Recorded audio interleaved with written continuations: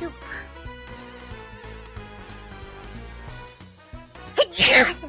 おい、やばい、数学アレルギー出てきた。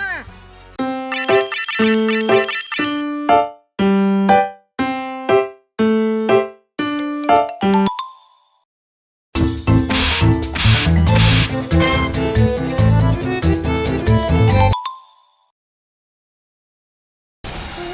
ニアか。皆さん無事ですか？バニアが張ってると、ああ、そういうことか。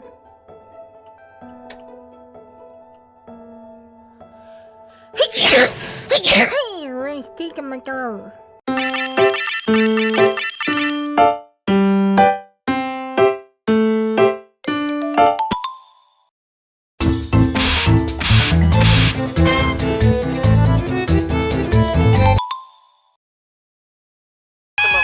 待って、どうでいいでしょう。人死んでる。さんちゃん、車のやつ終わったら一回南署の所長室来てもらっていい？パン屋さんいない。いけるよ。あ、オッケー。ちょっと作戦会議しよう。はいよ。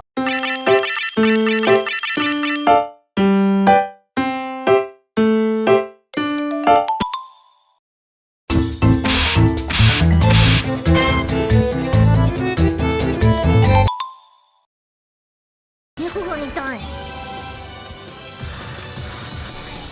猫見たい。